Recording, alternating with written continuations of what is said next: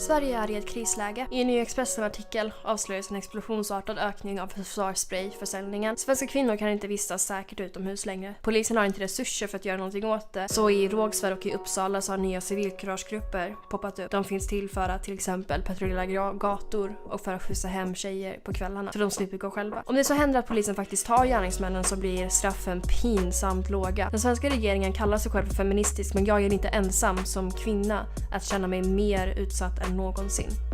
Så vad är då feministernas lösning på detta? De vågar nu prata om den ökande våldtäktsrisken i Sverige, men i deras resonemang är det män med stora bokstäver som är problemet.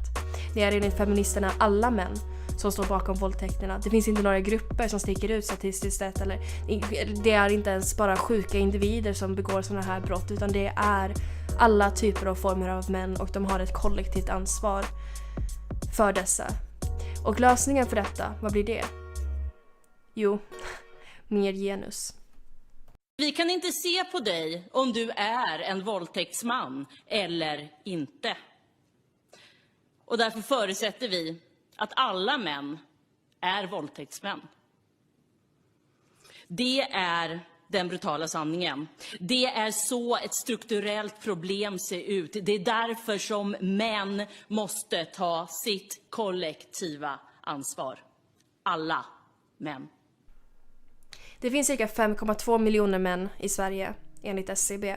Det anmäldes 2018 cirka 8000 våldtäkter i Sverige. Även om vi då räknar med att den siffran är högre när vi räknar med oanmälda våldtäkter och att vi räknar med att mer än en våldtäkt kan begås av samma person, så pratar vi alltså om mindre än 1%. Betydligt mindre än 1% av alla svenska män begick alltså en våldtäkt 2018. Ändå vill feminister i Sverige skuldbelägga alla män som om de har ett kollektivt ansvar. Deras argument är skadliga mansnormer. De kan prata i cirklar om dessa normer. Men vad är egentligen skillnaden mellan kultur och norm? Varför kan de inte ta i den obekväma sanningen att det är män från kulturella bakgrunder där kvinnor är lägre ställda än män som begår majoriteten av dessa brotten? Det finns statistik på detta. Gruppvåldtäkt och överfallsvåldtäkt, som knappt fanns på kartan för 20 år sedan, begås inte i närheten av i samma utsträckning av män med svensk kulturbakgrund och värderingar som någon med utomeuropeiska värderingar. Jag förnekar inte att det händer, men det är en statistisk skillnad. Speciellt om man kollar på hur liten andel av befolkningen i Sverige som är utlandsfödda. Cirka 19%. Jag tycker att det är ologiskt att man skuldbelägger en hel grupp inte vågar prata om en annan. Kultur och normer kanske spelar roll, men då måste vi våga prata om alla kulturer och alla normer. Här kommer siffror till mitt påstående från källor som även svenska feminister måste lita på. Uppdrag granskning och Aftonbladet. Enligt en granskning av 112 gruppvåldtäkter var 82 förövare utomeuropeiska.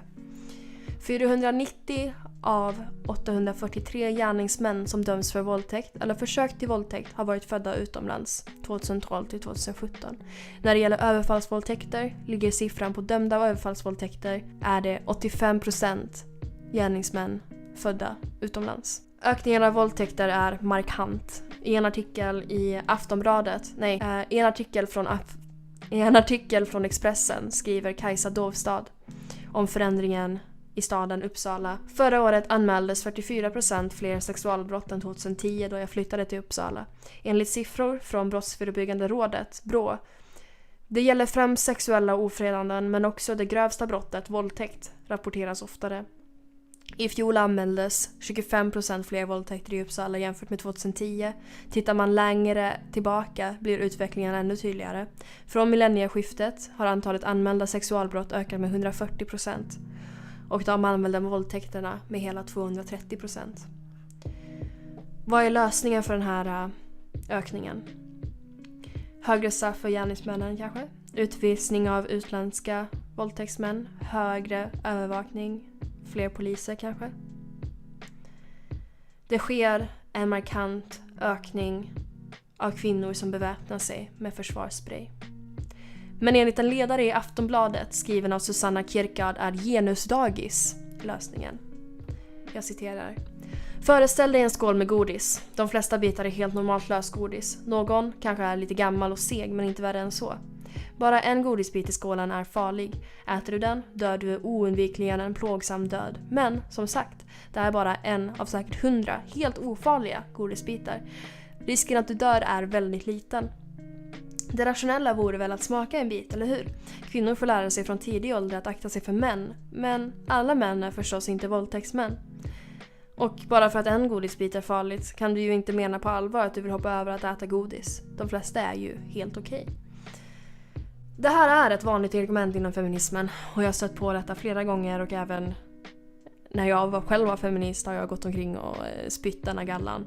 Men den är helt ologisk. Som jag tog upp i början av videon så är det ologiskt. En bättre jämförelse skulle vara att en liten smula, kanske en saltbit i botten av chipspåsen är giftig. Så var inte för glupsk bara. Det är helt galet för mig att vi enligt feminismen ska passa oss för män och att lösningen blir att försöka få pojkar att tänka och bete sig mer som tjejer i tidig ålder. Att vi ska ignorera vår biologi och att det därigenom helt kan förändra våldsamma tendenser hos pojkar. Men om de här små pojkarna som lär sig svenska värderingar och nu med extra mycket genus och feministisk flum, om de här pojkarna sen kommer hem till ett hem där kvinnor och tjejer är lägre ställda än dem. Där homosexualitet är en dödssynd. Där kvinnor som bär jeans är horor. Eller där hedersbrott ses som ett nödvändigt ont. Vilket av dessa två kommer att fastna? Dessutom visar forskning att flickor och pojkar är olika. Speciellt när de är små. Om vi vill jobba på de här skillnaderna som nu finns mellan könen, vore det inte bättre då att jobba på de här problemområden som vi vet förekommer mycket mer hos flickor och de som förekommer mycket mer hos pojkar. Om vi nu vet precis var skillnaderna mellan könen ligger så kan vi för att minska den här skillnaden jobba på de här problemområden. En nyttig bok att fördjupa sig i detta är Why Gender Matters av Dr. Leonard Sachs. Jag har en serie på min YouTube-kanal där jag pratar om den. Våldsam lekar exempelvis, eller rough and tumble play, vet inte hur man översätter det på svenska.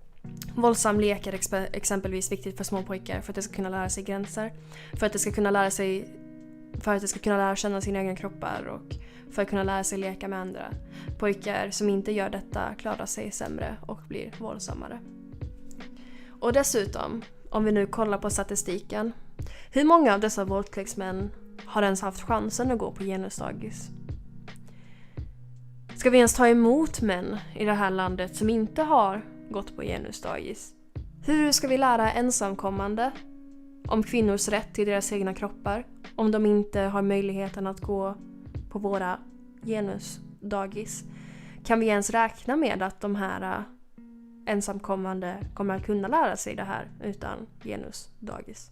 Är det inte helt sjukt att vi kan beskylla svenskfödda män som fått vår liberala värdegrund inmatad sedan barnsben för all skit som sker i det här landet? Vi kan prata i cirklar om dessa normer, men invandrare som kommer från länder med helt annorlunda värdegrund, de rör vi inte. Antingen så spelar värderingar roll, eller så gör det inte det. Man kan inte välja. Det är inte bara i den här ledaren som genusdagis föreslås som hållbar lösning, utan det är en återkommande tanke inom feminismen. Alltså att våldet ska lösas i skolan, att vi kan indoktrinera pojkar till att tänka och bete sig som flickor. Att skolan inte är fri från politisk bias och från propaganda är tyvärr ett faktum idag. En Argblatte-talare gjorde nyligen en briljant video om detta. Så pass briljant att hans YouTube-kanal lades ner av YouTube. Han har nu som tur var fått tillbaka den. Men ja. I del 2 av den här videon kommer jag prata mer om vad genusdagis innebär och lite grann om den svenska skolan och propagandan i den nu för tiden. Tack för att ni kollat. Bye! Tack så mycket för att ni kollat på min video. Om ni vill stötta min YouTube-kanal gör ni det bäst genom att prenumerera och gilla videon. Jag har även Swish och PayPal som kommer möjliggöra att jag kan spendera mer tid på videos och att öka kvaliteten. Jag vill ge ett extra tack till Robert som i förra veckan bidrog med 500 kronor. Han skriver: tack för insiktfulla videos på YouTube. Keep it up. Tack så mycket Robert. Hej!